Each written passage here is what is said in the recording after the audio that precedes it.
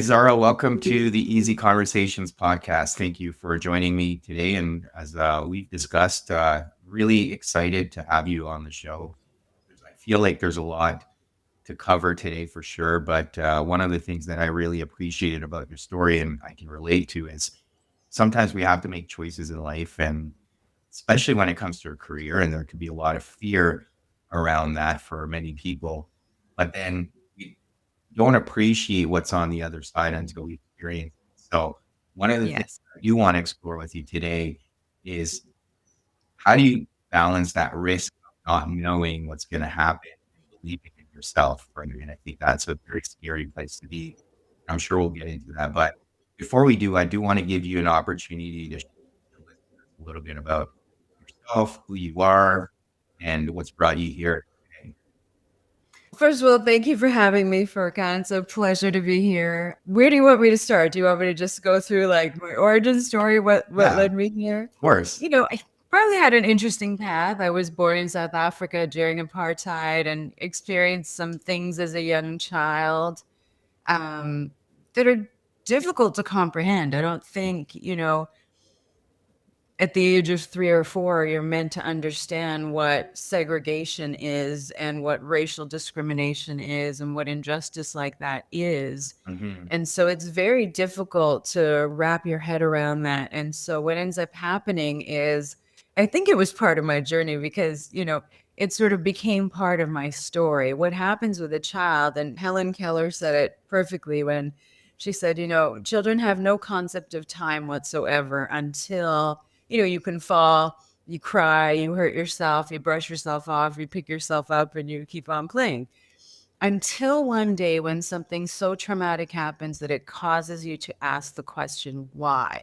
Hmm. And as human beings, we are meaning making machines. So we'll come up with a story to explain why this particular thing is happening, to help us make sense of the world and to help us understand where we fit into the world. And the story that I came up with in that moment. So, South Africa has these beautiful beaches, and they were reserved for the whites, and I'm a woman of color. And so we were not allowed onto the beautiful beaches. They were reserved for just the white, the Caucasian population. And everything else, the pure Africans, mixed race, Indian, Asian, South Asian, we were considered non-white and we were not allowed on the beaches. And to be able to enjoy the beauty of this earth and not be able to just because of what? Because I'm a girl, because of the color of my skin, what was it? And so my little brain, my little, 3-year-old brain searched for a story at that time, and the story I told myself in a split second, it happened so fast because it Hmm. doesn't happen consciously. Hmm. It happens in your subconscious. Yes. And what happened in my subconscious is the little story my little girl told myself was, I guess I'm not good enough because of X, Y, or Z. And I made up a bunch of little things. Maybe it was because I'm a girl, maybe because of the color of my skin. And what was really interesting is I was sat side by side with my sister at the time, and she decided to tell herself a completely different story. And the story she told herself was, I don't care what you tell me, I will get there one day. And so obviously, we took very different paths through life. Yes. And so I think that being part of my story was interesting and certainly part of my journey as a human being.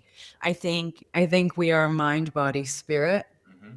and I think our spirit, our soul has wonderful grand plans for us. That's where all of these thoughts of wanting to do great things and do good in the world and make a difference and live an adventurous, exciting life comes from. And so when we get stuck in the rut of, going to a job that we hate and just making money and just paying bills, it feels deeply unsatisfying because we Yes. feel like something's missing because we were not meant to live that way. I think this whole thing was part of my journey because that not good enough story definitely wasn't going to be my life sentence. That was not going to be my story. And it was my job to figure out how to move past that. And once I figured it out, I wanted to teach it to other people. When I realized it was really a universal condition, I think that's what people mean when they talk about imposter syndrome. It's such a big buzzword these days, Yeah. right? Like, what is that? You can Right. meet entrepreneurs and top level multinational CEOs that are making millions of dollars, and they still have this feeling that they're not good enough. Mhm. And so I set off on a path to study all things human behavior until I figured out how to solve for it so that I could teach other people to do it. In the meantime, similar to you, I was in one career and then made a career switch. So I think I was studying psychology and human behavior as my own personal journey, Mm. and then was training as a management consultant. So I was in the corporate world for 20 years, but you're always studying human behavior in that, in Yes. that sort of environment. And I never thought it was going to be my life's work until one day, I was just stressed and so tightly wound in the corporate world. And I said, okay, it's time for a change. Let me just pause. I didn't think I was going to be changing my career at that point. And I felt compelled, I felt Yes. called to help other people and to be of service. And so now I'm here. I've written a book now to help, because when you're studying psychology, what you learn is that more than 90% of issues go untreated because it requires somebody to search for a solution. It requires somebody to acknowledge there's something missing, take action to find out why. And most people don't even look at coaching or therapy. Mhm. So I thought, how can I solve that problem? How can I give people the tools to begin coaching themselves and to understand what that gap is between, that what's missing? Like, I don't want to be living the life I'm in now, but where can I be and what am I meant to do? So I was trying to find a solution to give people like a prescriptive plan to search for that. So that's how I ended up writing the book, 6 Weeks to Happy. And now I have coaching programs. And now I've gone full circle to teach all of this back in the corporate world. And so we focus on teaching how to look after the four bodies: Yeah. fitness, nutrition, stress management, and mental and emotional health, because Mhm. it all works together. You can't just look after your physical health and expect your mental health to be okay. And you can't look after your mental health because if you have a physical health issue, that's the only issue you're thinking about. So long, very long intro, but that sort of No, describes my journey here. for sure. No, I appreciate all of that. And there's so many threads to pick up here. So I'll try my best to pick up a lot of the things that I resonate with. And in your story, I think there's so much that I relate with too, in the sense that, yeah, there's at some point early in life, I internalized the shame message that I'm not good enough. And in Mm. order to get that sense of approval, which was something I was seeking externally, I had to perform. And then it was just all achievement oriented. And at some point, I also started studying psychology and I realized, wow, there's so much I need to learn about myself. And that's Yes. what really, again, for me, that calling came that maybe this is where I'm supposed to be. And very similar to yourself, I was 18 years in corporate. And this year, I decided to finally make that transition over and work in the therapy space full time. But there's this concept of healer, heal thyself, right? And I feel like if I hadn't gone through my own healing journey, I don't Hmm. think I would be as effective as I am, or at least I like to think I'm pretty effective with the clients I'm working with. So there's a lot there too. And the other piece you touched on was, yeah, I agree with you. I think a lot of the times when I'm asking people, what's your concept of self care? They immediately go to exercise or physical health. Yes. They don't really get Hmm. into the mental and emotional health as you touched on. But sometimes I even ask people, for me, the 4 pillars I try to focus on, daily is the physical and the mental health, but then there's the nutrition piece, but then also the spiritual health, right? And that's something you touched on. And sometimes people are like, "Well, I never really think about it," right? And that's where we don't wanna, at least I try not to get people to think about, okay, well, it doesn't always have to be your religious beliefs or what you think about spirituality. It could even Yeah. be, how are you deriving meaning in your work or your day to day existence? And that can connect you to something bigger, right? So there's a lot to cover there, but I do want to come back to that whole internal messaging of I'm not good enough, right? And it's kind Mm-hmm. of like the Jungian shadow work where it could serve a purpose, right? It could drive you to do great things, but then at some point, if you're not integrating it properly into your life, it's taking over and driving your life in a way. And how do you find that balance for yourself, knowing that it's probably served a purpose for a while, but now where you are today, how have you been able to integrate all of that? Yeah, I mean, I think you're right. I think it does serve a purpose. I think all of those, you would call them sort of negative beliefs, unconscious beliefs, or, even negative emotions. So if you have an unconscious belief, for example, that you're alone in this world or that you're not good enough, it can also be a driving force. Yes. So it doesn't, yes, it may stop you, it may slow you down, but it can also be a great motivator. So if you believe that you're alone in this world and that's the story you tell yourself, okay, you're probably going to have a much more exhausting life than other people who accept support or who feel supported. If you feel alone in life, it's probably not going to sound like that in your head. It's probably going to sound something like, if I want something done right, I'll have to do it myself. Mhm. And so, how does that show up in your work? Do you rely, if you're running a business, do you rely on your partner? Do you rely on your executive team? How much can you delegate? Or do you end up doing way too much of it by yourself? If you are married or have a partner and a family, you probably end up taking a lot of those responsibilities on yourself. Mhm. And so it's a very exhausting thing. On the flip side, it can develop into a really wonderful positive thing, like any value can. So if it develops into a positive, it can become a strength. So if you believe that you are alone in this world or that you're not good enough, let's say you believe you're alone, we'll just take that example. You learn to be incredibly resilient, independent, resourceful, because you have figured out that you need to learn to navigate this world on your own and fend for yourself. And so Yes. it becomes a strength in a way. And so the trick is learning when it's unhealthy and when to develop it into a strength. And usually, when it's unhealthy, in the world of psychology and positive psychology, as you know, because you've studied a lot of this, you're either moving towards or away from. If you're moving towards, it's usually a healthy thing. If Yeah. you're moving away from, like when you're triggered, a trigger behavior would mean, you're pushing away, you're shutting down, you're saying to yourself, I'm fine on my own, I don't need anybody. And so, how that acts out is when you're in a relationship, whether it's a professional relationship or a personal relationship, is you shut down, you push people away. And so, there's a whole strategy of behaviors or a pattern of behaviors that are all linked together.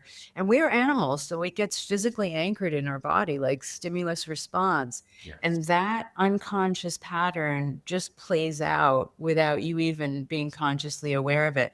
And most of us are aware of it. Like you feel like you're on a train or having a reaction in the middle of an argument, and you don't want to be angry and you don't want to be reacting that way. But for the life of you, you can't figure out how to stop it Mhm. until it stops. And then you have to go back and clean up the mess with all the wrong things you said. And Yes. um, so there's a trick in learning how to use it to your advantage. And, I was trying to develop it started as a marketing asset. I was trying to develop a lead generator just to get people to take a quiz like the love languages quiz, which takes, 10 minutes, and it tells you how you feel and accept love. And then it's great to have your partner do. So I was kind of going through the same exercise, and I thought, what if I could help people figure out what their unconscious patterns were and what their values were and what some of these triggering behaviors were? So I ended up developing a personality quiz called the Life Block Quiz, and it's a playful way to get to know yourself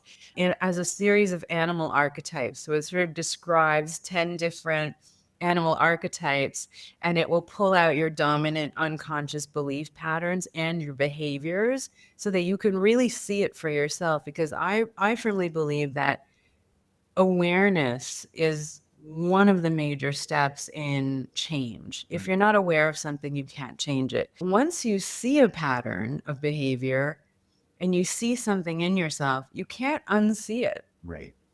And so the next time it shows up, you can recognize it and you can catch yourself and you can say, okay, how do I wish to respond instead? Because I don't want to do what I already did because I know that doesn't work. So Yes. how do I wish to be instead? So I hope that answers your question. Yeah, yeah. And what I'm hearing from you is you really want to be not necessarily in control, but more regulated in terms of how you respond to situations. Because most people, as I've identified, are in autopilot and they're just reacting. Yes. They're not really responding to the situation. And sometimes response can mean doing nothing in the moment, right? And that can be very uncomfortable for people too. So that's kind of what Yeah. I'm hearing from you. Now, the other thing you touched on, that's something I want to explore and started the conversation with was this whole notion, right? Some people can be happy where they are, and that's perfectly fine too. But then there's other Mhm. people who feel like they're called to be doing more, or like you said, the soul is aching in the sense that, okay, I'm supposed to be doing more with my life. I'm not just supposed to be sitting here in a Yes. corporate office and just 9 to 5 thing and that's it. So, first of all, how do people identify what their calling is or what is their purpose in that sense? Like, because a lot of times people struggle, right? Mhm. Call it it's midlife crisis, and then they're trying to fill that void with other things, not knowing really where to look. But yeah, Yes. how does one get to that point of realization that no, I'm really aching to do more with my life, and it's that whole meaning making that you were touching on earlier. You touched on two things. My view of midlife crisis is quite different, so we'll come back to that Sure. because I love this topic, and I think most of why people have a midlife crisis is because we don't really know ourselves. We Mhm. don't actually really know what makes us happy, what makes us excited or inspired or feel like we're thriving. So we're all just going through the motions of this life, probably living some projection of what everyone else put on us as to how we should live. We're both Indian. So if you come from an Asian, South Asian background, you're coming from a pretty restrictive view. Like, it's okay for us to be doctors, accountants, or lawyers. Anything else 20 years ago was like too far fetched and way too risky. You know what I mean? Yes. Yes. So I think if you're going down the path of being a doctor or accountant or lawyer and you're not really wired for that, then it's never going to be satisfying. It might be the safe choice. It might make you money and give you a decent life, but it's never going to really fulfill you. I think a midlife crisis is really understanding authentically who you are. Now, if we talk about purpose, this ties in a little bit, right? Because I love teaching kids this because I give them this sort of magic formula for how to tap into what your unique gifts and talents are. And it usually has something to do with your natural strengths. So, what you're naturally inclined and naturally good at. That's number one. And number two, it also has to do with what you enjoy.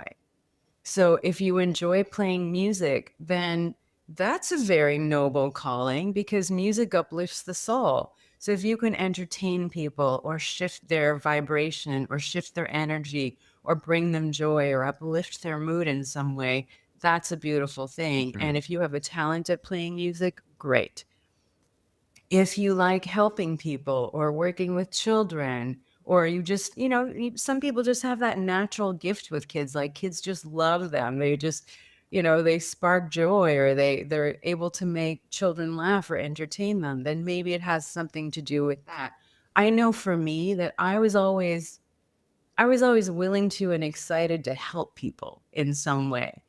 And then one of my other strengths was, and I only found this almost 20 years into my consulting career, was I knew I was very good at seeing patterns in data. Like, I would go for an interview and they would be discussing a whole complex project. I was brought in as a firefighter, for example. Like, when something was going off the rails, people would bring me in, Right. she'll fix it. We know we can rely on her. And honestly, during the interview process, as they were describing the project and all of the issues, I would already see I would see a pattern emerging, and I would say, okay, I'm going to take this approach and it's going to be these 3 to 5 things. And then I would do 6 to 8 weeks of gap analysis and requirements gathering and data analysis. And it was always those same 3 to 5. So I knew I was good at seeing patterns, but I didn't know what that was called. Apparently, strategic thinking was my top strength. Mm. And so I had the ability of looking at complex concepts and being able to dilute them and simplify them and find a solution.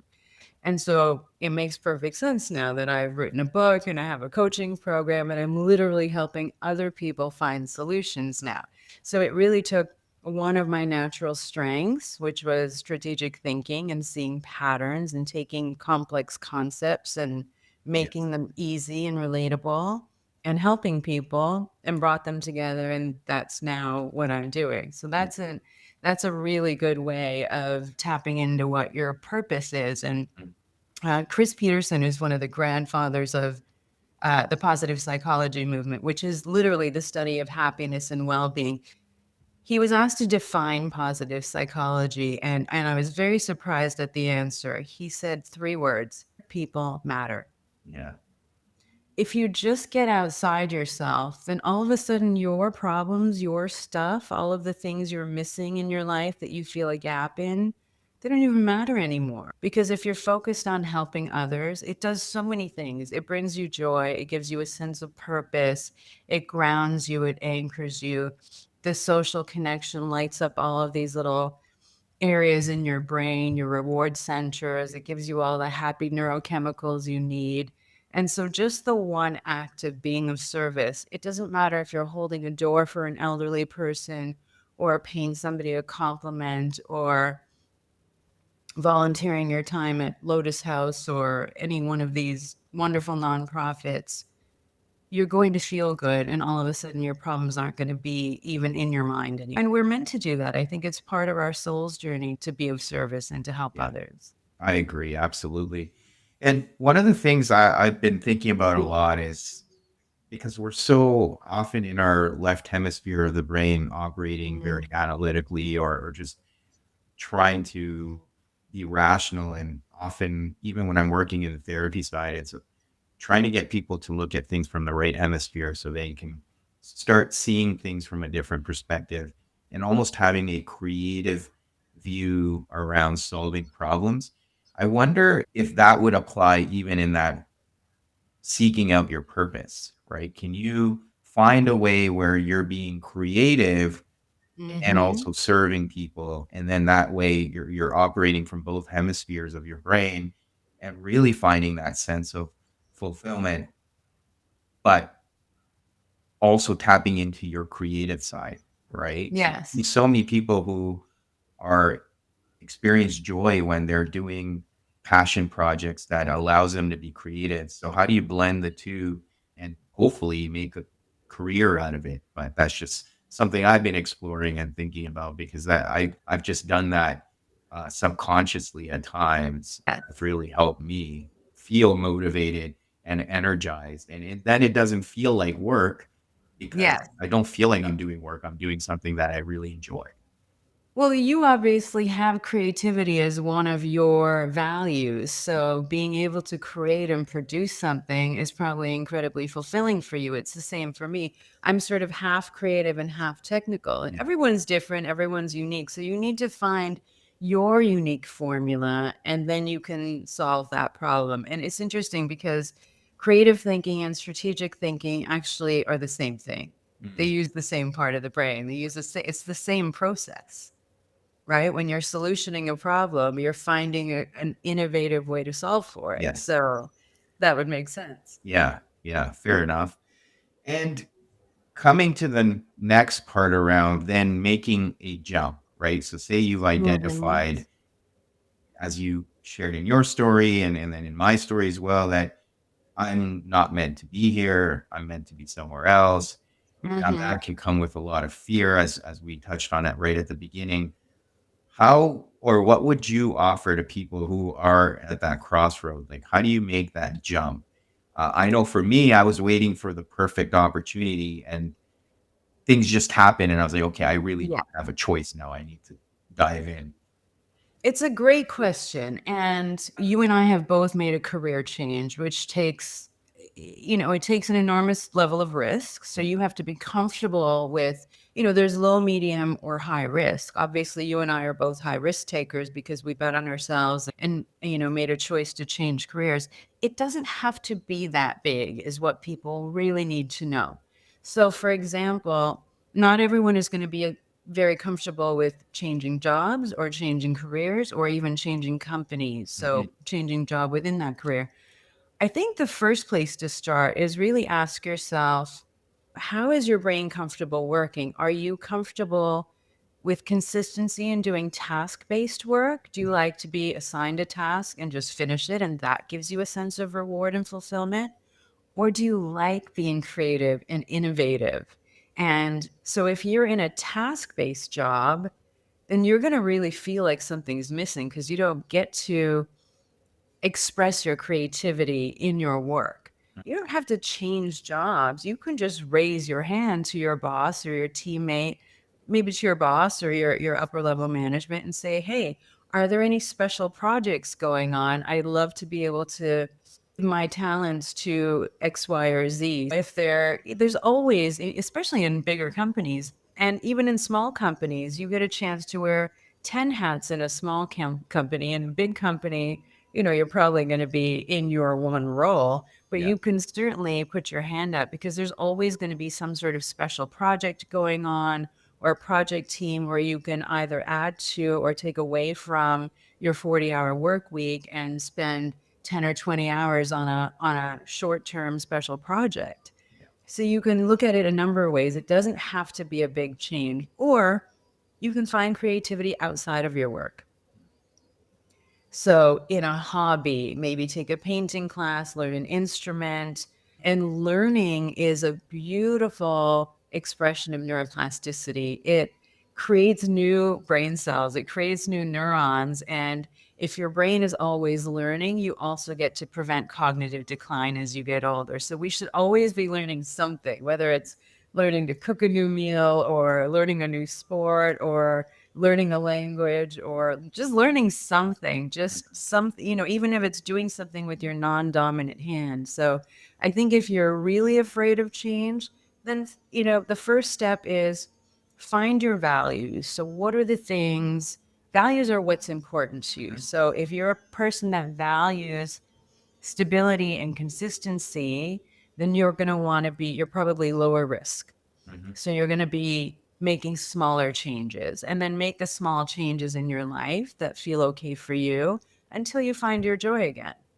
And if you're a bigger risk taker and maybe what you value is adventure and excitement and freedom, well, then you're going to make bigger, bolder choices and you're going to be comfortable with those choices because it's aligned with your comfort level with your risk. And so you have to keep both of those things in mind. But first start with your values, figure mhm. out what's important to you, and then try and find either small to large ways of solving for it depending on your particular personality. Yeah, yeah.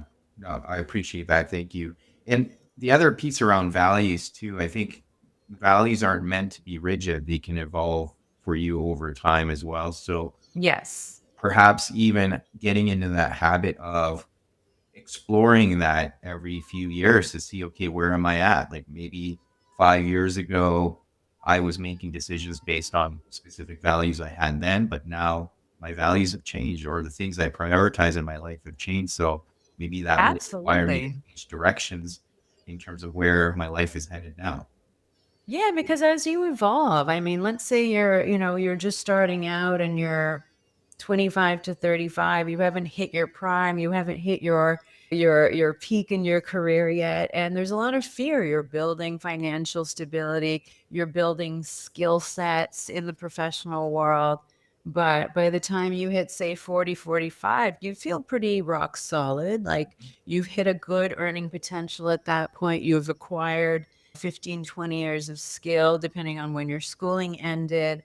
And you have a good sense of who you are and what your capabilities are. Well, you're going to feel less afraid to make a change at that point. So as you grow and evolve as a person, Yeah, absolutely. Your love languages might change in priority. Your values will shift around. If you've built a life around freedom and adventure and excitement, and suddenly you realize, I don't want to move around to a different city Mhm. every 3 days. Maybe I'm going to crave a little stability and I just want to be in one place for a month at a time.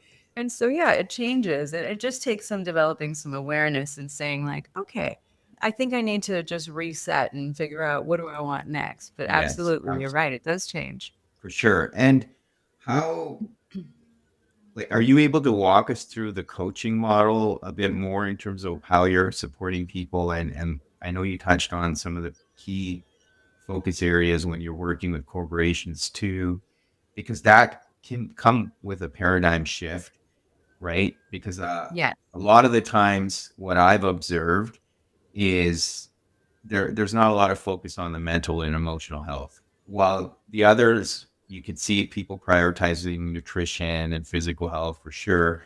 But how do you get people to come into that space of wanting to explore the emotional health side of things and even talking about that in the workplace or just being aware of it? Yeah. Because that's at least an area I've seen it comes that maybe is a bit of a weakness in many organizations. Absolutely. And great question. Excuse me. I think the approach I like to take is, I'm not talking about disorders or any sort of therapeutic treatments that might require, I'm talking outside of the model that requires therapy and medication for chemical imbalances or anything like that, or psychological disorders. Mhm. The approach I'm focused on is what actions can we intentionally take to look after our mental and emotional health. And so the approach I use in my work and, in the app that we've built called for the corporate world called Rewire for Wellbeing is what are the foundational tools and what are all of the factors that contribute to our overall mental and emotional health? And I'm a student of science, so I'm very evidence based. Yeah. I need things to be fast and effective, or I won't use them. I've taken that same approach, whether it was in the book, 6 Weeks to Happy, which is a more personal, prescriptive, individual plan where you learn 6 weeks of tools to retrain the brain and the nervous system back to balance, or the corporate version, which we get a little less into the personal stuff, but if people want to Mhm. go deeper, they can. But in the corporate world, we focus on the four bodies: spiritual, mental, emotional, physical. And what tools can you learn? What strategies and education do you need to start looking after your overall health?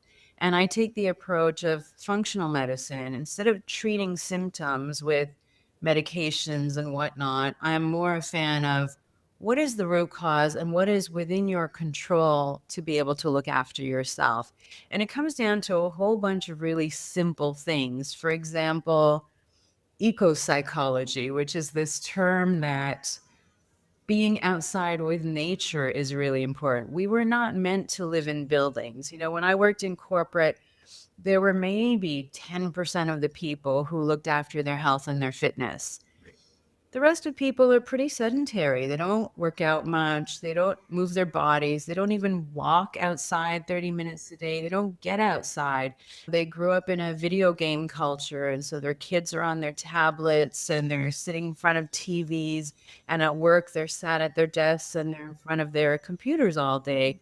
Well, we weren't meant to live like that. And so just the simple act of getting outside, sunshine, for example, it lights up the mitochondria in your body. It's like the batteries in your cells. All of a sudden, it lights up your metabolism. It wakes up your body. It triggers your circadian rhythm so that you're producing the right levels of serotonin, which is one of the four happy neurochemicals, and it floods the body with these feel good hormones. If you get outside and you can ground with nature, for example, just being with nature, and if you can have contact with your hands or your bare feet in the wet sand or with the earth, or put your feet in the grass, and there's a magic number. It's 2 hours per week. So whether you do it in one shot, 2 hours per week, or in multiple sessions that add up to 2 hours per week, We need to get out with nature. The trees have healing benefits. They release these, how do you call them? They're phytoncides, but I can't think of. Imagine they release something into the air, which actually boosts our immune system. It's a tree's natural resistance to various bacterias and other plant things, but it's also really healing for us. Mm, Grounding with nature. There's a reason when we go out on vacation, when most people go out on vacation, they go to a beach vacation or they go into the woods or they're outside more, they're outdoors more. And the reason it feels so good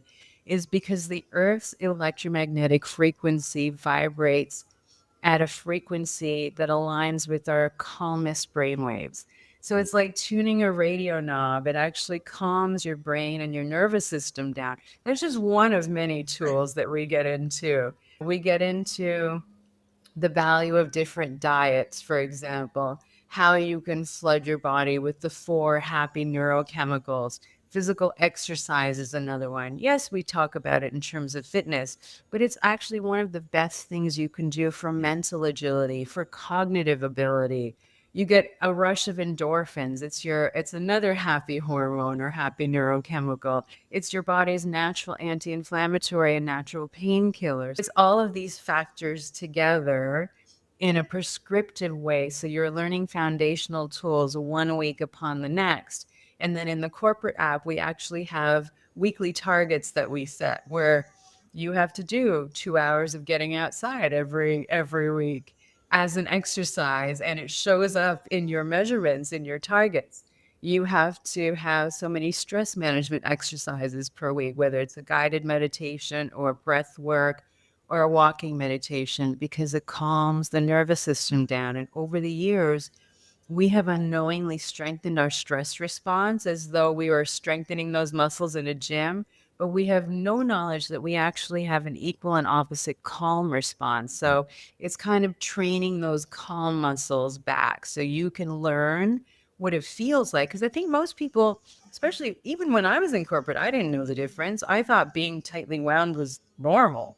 yeah. Like I thought being that stressed and, was a normal thing. It's not actually normal. And most people have forgotten what it feels like to actually not be stressed, to not have stress in the body, in the shoulders, in your breathing, in your tight chest. Like we've forgotten what it feels like to actually feel just that exhale of being at ease. And so training all of those skills, how to do a body scan and how to see where the tension is and how to intentionally release it.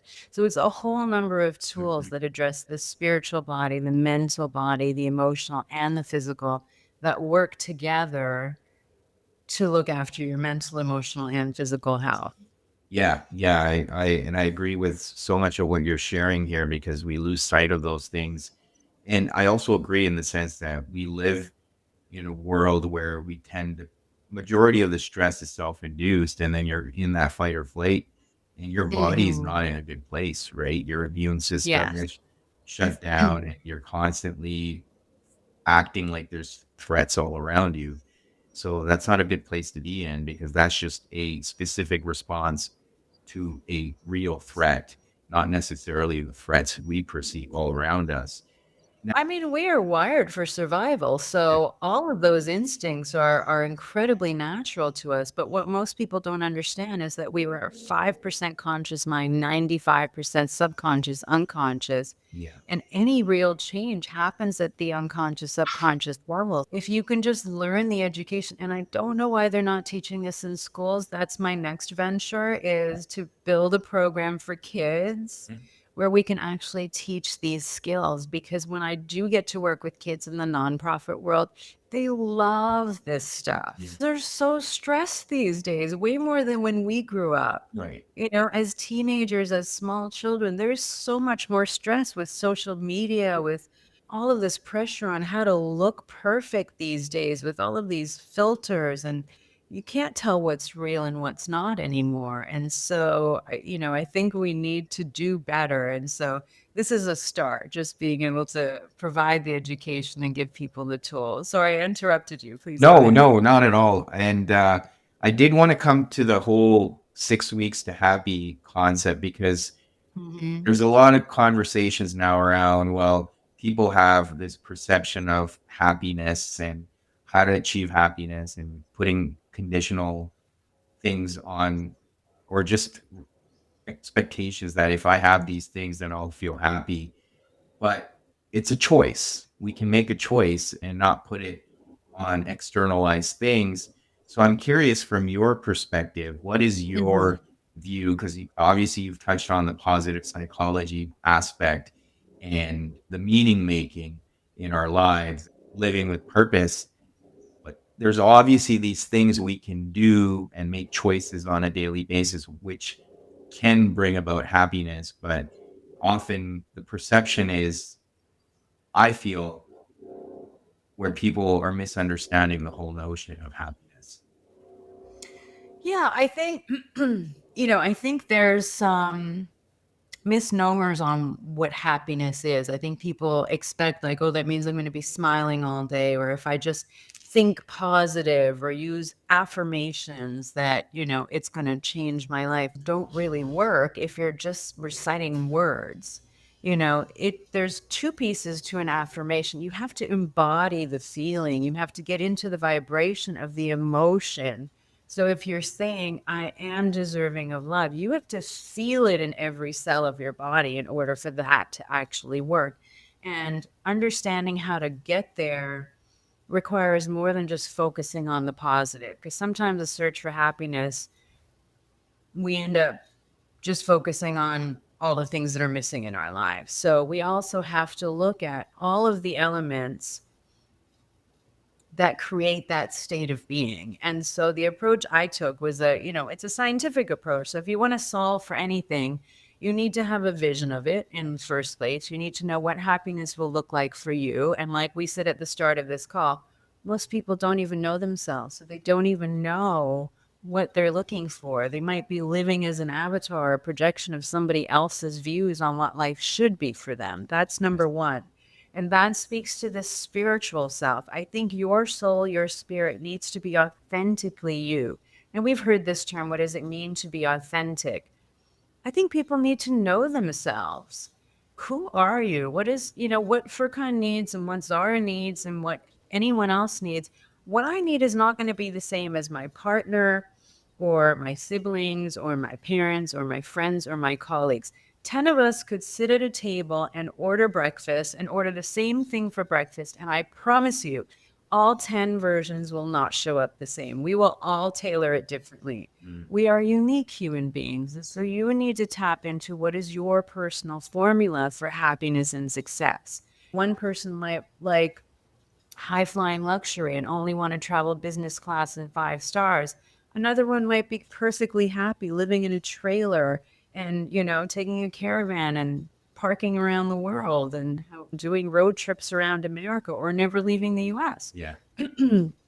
So it really depends on tapping into who you really are. And so what I tried to do in the book 6 weeks to happy was to give people, it's a 6-week plan first of all, and you learn 3 simple tools per week where you start to construct a vision by tapping into who you are. And I have a whole series of exercises for how to map out your needs, how to figure out what your values are, Mm. how to figure out what it's costing you to not have those needs met, not have those values met. And yes, we also go into all of the unconscious beliefs. Again, we are 5% conscious mind, 95% subconscious, unconscious.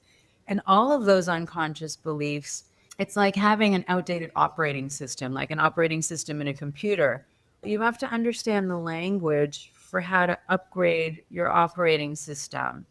Because what it feels like otherwise is your unconscious is wired for survival Mhm. and your conscious mind wants happiness and success.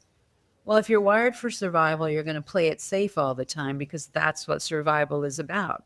It's about being safe, and it's your unconscious mind trying to keep your animal body alive.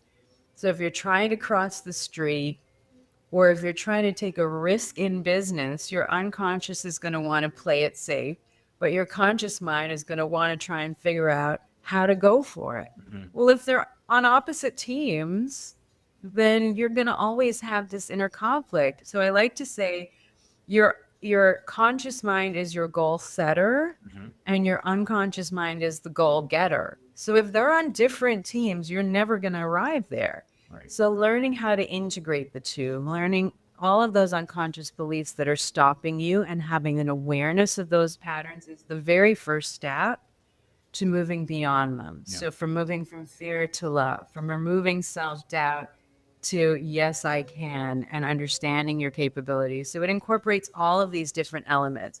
It removes the barriers and the obstacles to your success. It helps you define what is happiness and success for you specifically. And then it gives you all of the tools to be able to design a new life and make small or large changes to achieve that in your life. And once you do that, you're much more in control of your mind. You're much more in control of your nervous system. Your stress levels go down. You're now much more mentally and emotionally stable and clear. You're more in control of your willpower, your energy level, your motivators, and you're much more in control of the things that used to take away from loving, healthy, happy relationships in your personal and your professional lives. And so once you remove all that noise and get a really clear vision for who you are, then you can move towards it and design a life to achieve it. And so Yeah. that's the approach the book takes is really just giving you the tools to help yourself. Yeah. Yeah. Well, that's great. And I think that's probably fitting in how we started this conversation. So I appreciate you walking myself and the listeners through that. But Zara, again, I really appreciate your time and willingness to come on here and share so much of the work you've done personally, but now how you're offering it to the world. But for listeners that want to learn more about your work and in terms of finding you online, what are some ways they can do that? Oh, it's very easy. Just go to 6weekstohappy.com. You can take the quiz, you can get the book, you can get coaching, you can do all of those things. All you have to do is go to 6weekstohappy.com. I promise you, it is so much simpler and easier than most people think. All you need is 15 to 20 minutes per day for 6 weeks, and you can shift your life and create long lasting change. It doesn't have to be as scary as you think it is. You don't have to have a midlife crisis. You don't have to change careers. Just 15 or 20 minutes a day. Learn about yourself, tune into who you are, and make small changes, and you will feel better and stronger and more capable each day. And finally, have love and health and happiness and success in everything you desire. I promise you, it's that easy. Yeah, no, that's great. Thank you again. And again, I'm really appreciative of having this opportunity to chat with you today. Thank you so much. I appreciate your time and appreciate your audience as well. Thank you for having me, Furkan.